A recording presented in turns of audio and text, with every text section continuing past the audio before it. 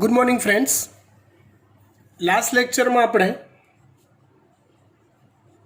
વંશાવલી પૃથ્થકરણની ચર્ચા કરી હતી.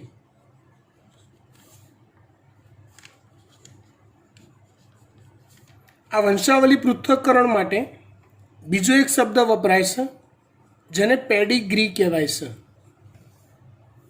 શું કહેવાય છે? પેડિગ્રી. હવે આવું વંશાવલી પૃથ્થકરણ અથવા પેડિગ્રી કયા રોગો માટે હોય? તો કે મનુષ્યમાં જોવા મળતા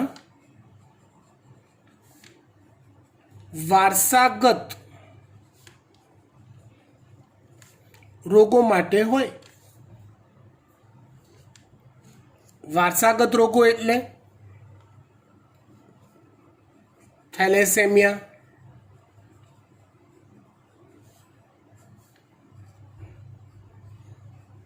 સિકલ સેલ એનિમિયા,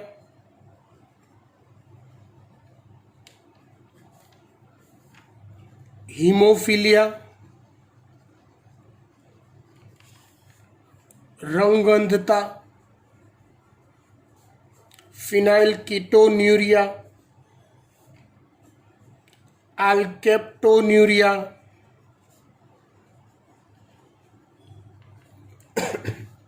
આ જુદા જુદા વારસાગત રોગો છે.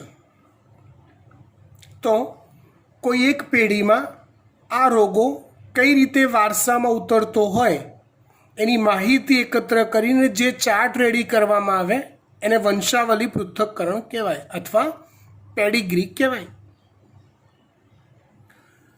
હવે આના MCQ કેવા હોય તો તમને કહી દઉં, અઘરા હોય. જો તમને આ વારસાગત રોગોનો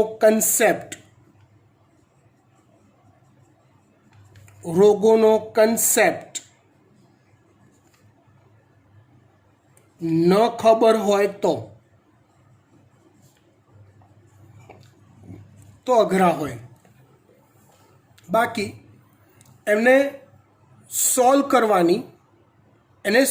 કરવાની એક અજીબોગરીબ ટેકનિક અથવા સોલ્વ કરવા માટે તમારે કેટલી વસ્તુઓ ધ્યાનમાં રાખવી પડે, મગજમાં કેટલી વસ્તુઓ તમારે ખુલ્લી રાખીને એને સોલ્વ કરવા ટ્રાય કરવાનો, એ બાબતની એક સમજણ નાનકડી હું તમને આપીશ. એટલે જો એ તમને ખબર પડી જાય છે તો તે MCQ સરળ થઈ જશે.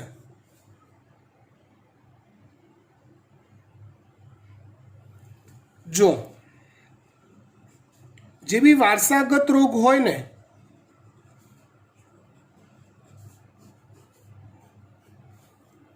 એ વારસાગત રોગ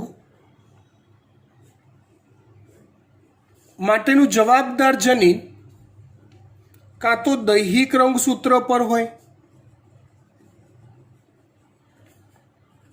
કાં તો લિંગી રંગસૂત્ર પર હોય.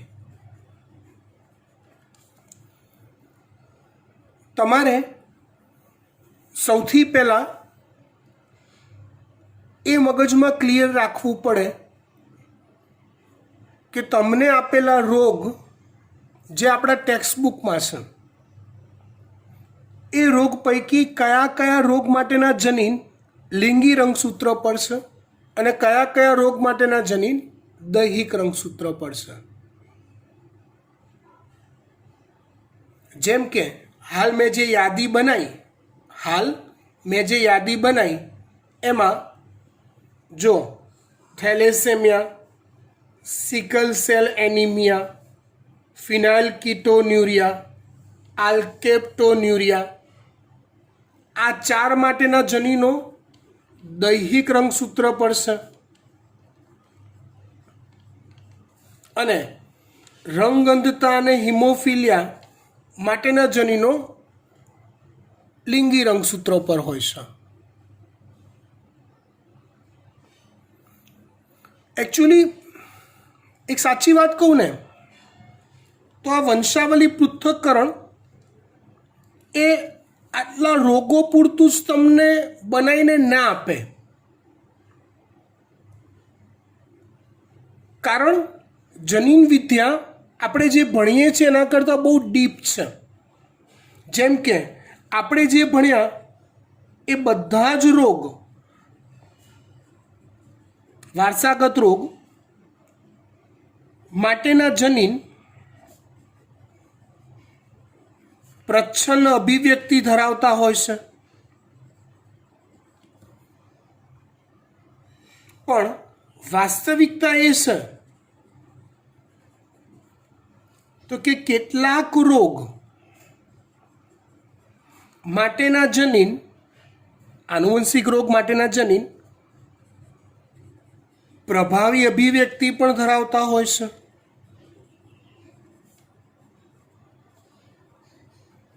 આપણે એ બધી લપ્પન છપ્પનમાં નથી પડવું કે કયા રોગો, એની ઇફેક્ટ કેવી. આપણે તમને જે વંશાવલી પૃથ્થકરણનો ચાર્ટ આપ્યો હોય કંઈક આવો હોય ચાર્ટમાં, લાઈક જુઓ એક સેમ્પલ ખાલી બનાવીને આપું, આમ બનાવ્યું હોય, આમ હોય, પછી આમ હોય, આમ આવું હોય, એમાંથી આગળ પાછું એમના લગ્ન કરાવીને એમાંથી નવી પેઢી બનાવેલી હોય. તમને સવાલમાં કંઈક હિડન શબ્દ આપ્યો હોય જે તમારે પારખવાનો હોય. સવાલ ધ્યાનથી 2 વાર વાંચવાનો હોય અને વાંચ્યા પછી આ પેડિગ્રી અથવા વંશાવલી પૃથ્થકરણ પર ધ્યાન આપવાનું હોય. જો હું સમજાવી દઉં છું આખી મેથડ, તમારે કઈ કઈ બાબતને ધ્યાનમાં રાખવાનું હોય, પણ તમને પ્રેક્ટિસ વગર નહીં જ આવડે, નહીં આવડે પ્રેક્ટિસ વગર. એ જાતે પ્રેક્ટિસ કરવી પડશે. બાકી તો તમે મને ડાઉટમાં આવા 50 મોકલશો, હું 50 સોલ્વ કરીને આપીશ, તો પણ 51મો તમને જાતે નહીં આવડે. કેમ? કેમ કે 50 સોલ્વ કરવામાં મેં મારું મગજ વાપર્યું છે, તમે તમારું મગજ નથી વાપર્યું. તમે ખાલી મારું સોલ્યુશન વાંચી જશો ને તો ખબર પડી જશે, પણ જાતે સોલ્વ કરવા માટે તમારું પોતાનું મગજ એપ્લાય થવું બહુ જરૂરી છે.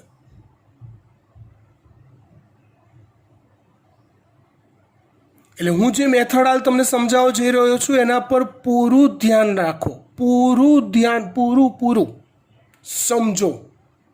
સમજો. તમારે કોઈ પણ પેડિગ્રી સોલ્વ કરવા માટે કઈ કઈ બાબતોને ધ્યાનમાં રાખવી પડે. એક સિક્વન્સ છે જે મેં તમારા માટે રેડી કરીને રાખી છે. તમારે કોઈ પણ પેડિગ્રી તમારી પાસે કે વંશાવલી પૃથ્થકરણ તમારી પાસે આવીને પડ્યું હોય તો તમારે સૌથી પહેલાં એ ચકાસણી કરી દેવી જોઈએ કે તમને જે પેડિગ્રી આપી છે એના માટેના જવાબદાર જનીન એ દૈહિક રંગસૂત્ર પર છે કે લિંગી રંગસૂત્રો પર છે. દૈહિક રંગસૂત્રો પર છે કે લિંગી રંગસૂત્રો પર છે. આ પહેલો સવાલ તમને પેડિગ્રી જોઈને સર્જાવવો જોઈએ. બને કે તમને સવાલમાં ઉપર આપી પણ દીધું હોય અને મે બી ના આપ્યું હોય તો તમે શું તમારી બુદ્ધિથી એને સોલ્વ કરી શકશો? હા, કરી શકીશું જો આપણને આ યાદી ક્લિયર હોય તો. કઈ? Thalassaemia, sickle cell anaemia, PKU, alkaptonuria જેવા દૈહિક પર હોય એના જનીનો, હિમોફિલિયા રંગઅંધતાના લિંગી X પર હોય, X લિંગી રંગસૂત્ર પર.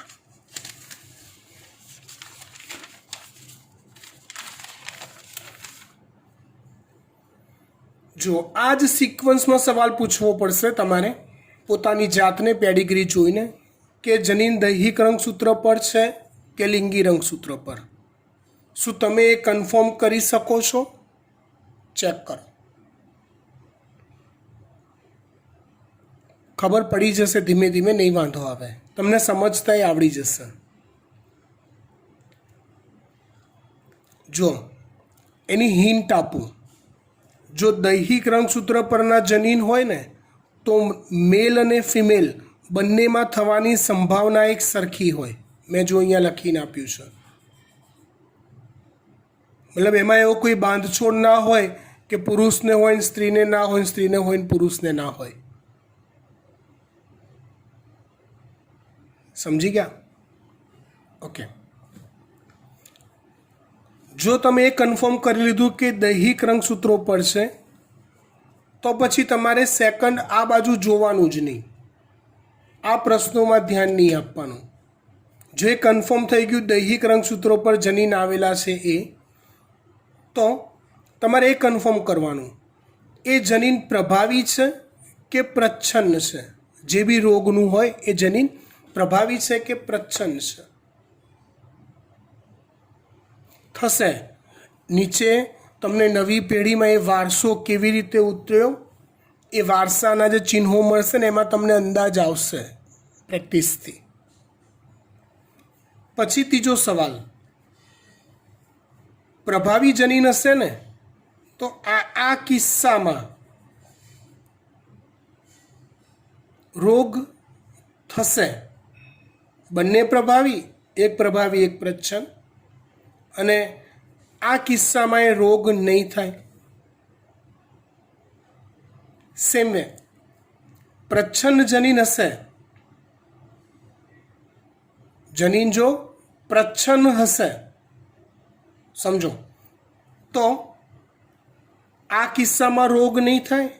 આમાં એ વ્યક્તિ વાહક બનશે, પણ પેડિગ્રીમાં તમને છેતરવા માટે વાહકની જે સંજ્ઞા છે ને, અડધું ભરી દેવાનું, અડધું ખાલી રાખવાનું, એ સંજ્ઞા નથી વાપરતા, તમને સામાન્ય તરીકે બતાવે છે. મતલબ કે લક્ષણોમાં એ હોય નહીં એવું બતાવે છે. તો આ સ્ટ્રક્ચરમાં વ્યક્તિ સામાન્ય બતાવેલી હોય કાં તો વાહક બતાવી હોય, અને આ સંજોગમાં એ વ્યક્તિ રોગગ્રસ્ત થાય.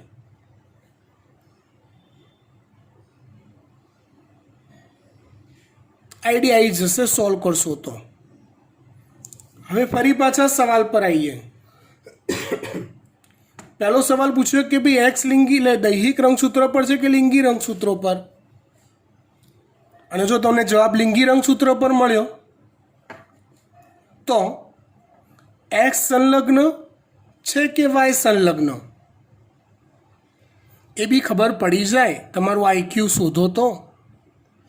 વાય સંલગ્ન હોય તો પિતામાંથી ફક્ત પુત્ર સંતતિઓમાં જ નવી પેઢીમાં દેખાતું હોય. હા કે ના? ઓકે. એક્સ સંલગ્ન હોય તો કે એના આવા ઓપ્શન હોય.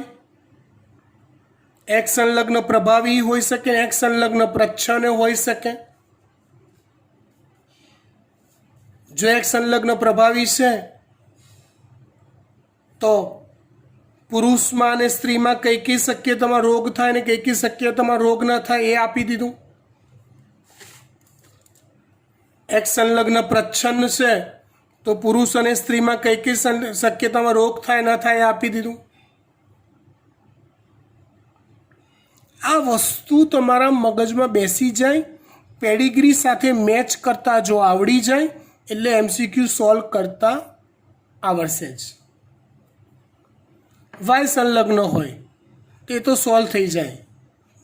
એમાં પ્રભાવી હોય કે પ્રચ્છન્ન હોય, પુરુષને એનાથી કંઈ ફરક પડતો નથી, રોગ થાય ને થાય જ.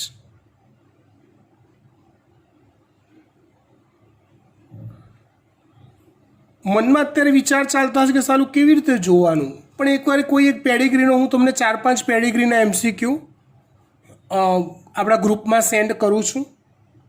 તમારે એવા એમસીક્યુ જોવાના અને જોઈને આ જ મેથડ પ્રમાણે એને સોલ્વ કરવા ટ્રાય કરવાના. ગેરંટી જવાબ આવી જશે, તમને ખબર પડતી જશે જેમ જેમ સોલ્વ કરશો તેમ તેમ. બરાબર? ઓકે. હવે ચેપ્ટરમાં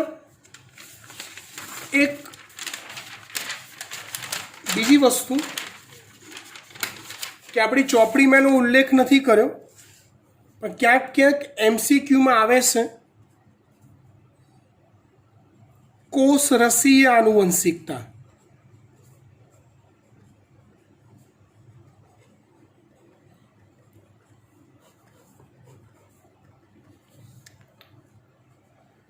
કઈ આનુવંશિકતા? કોષરસીય આનુવંશિકતા. કોષરસીય આનુવંશિકતા એટલે શું થાય? તો કે એવા જનીનો કે જે કોષ કેન્દ્રમાં હોવાની જગ્યાએ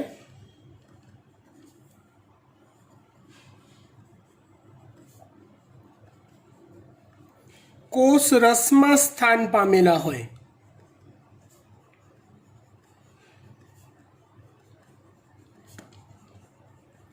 તેનો જે વારસો હોય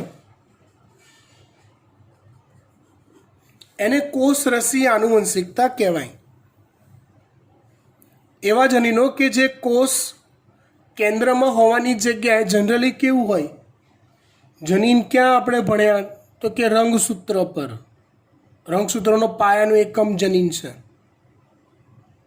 પણ કેટલીક આનુવંશિકતાઓ એવી જોવા મળે છે, તમે જેમ જેમ એમસીક્યુ સોલ્વ કરતા જશો તેમ તેમ ક્યાંક આવા એમસીક્યુ આવશે કે જેમાં કોષ રસમાં એ જનીન સ્થાન પામેલો હોય છે. એની જે આનુવંશિકતા હોય એને કોષરસીય આનુવંશિકતા કહેવાય.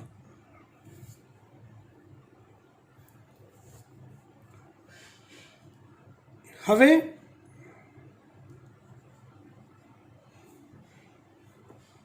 ઉચ્ચ કક્ષાના સજીવોમાં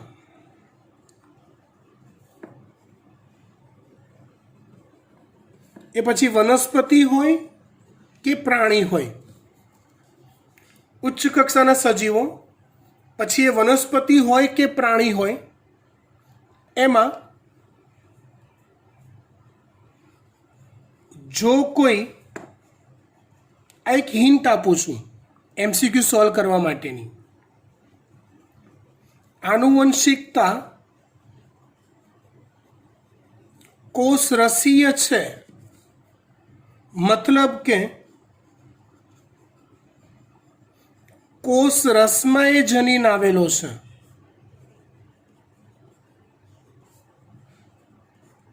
તો યાદ રાખવાનું,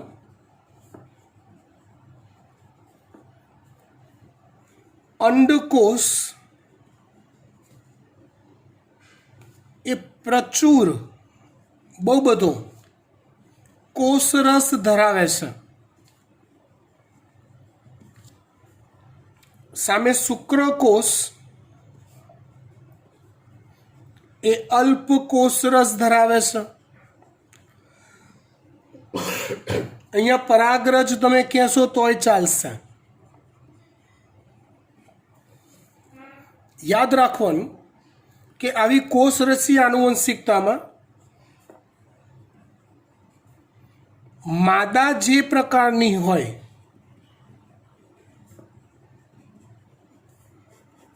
અથવા માદાના અંડકોષમાં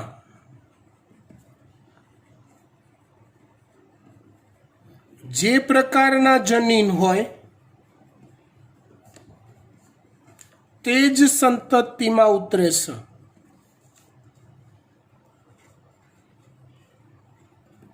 એનો અર્થ શું થયો તો કે માદાનો અંડકોષ એ મોટા જથ્થામાં કોષરસ ધરાવે છે. એટલે જ્યારે અંડકોષ અને શુક્રકોષ ભેગા થાય ત્યારે આવી કોષરસીય આનુવંશિકતામાં અંડકોષ વિજેતા બને છે. એટલે અંડકોષ જે પ્રકારની માદાનો હોય અથવા અંડકોષમાં જે પ્રકારનો જનીન હોય એ વારસામાં પોતાની અભિવ્યક્તિ વ્યક્ત કરે છે. અહીંયા જીનેટિકમાં પેલું ચેપ્ટર જે સૌથી લાંબુ છે એનું મારું ભણાવવાનું નીટ પૂરું થાય છે. તમારા જેમ જેમ ડાઉટ્સ નીકળતા જશે તેમ તેમ હું આની અંદર જે બી વધારાનું શીખવાનું નીકળતું હશે એમ તેમ તમને શીખવાડતો રહીશ. બરાબર. નેક્સ્ટ લેક્ચરથી આગળ બીજા ચેપ્ટરમાં આપણે ઘૂસીશું. બાય.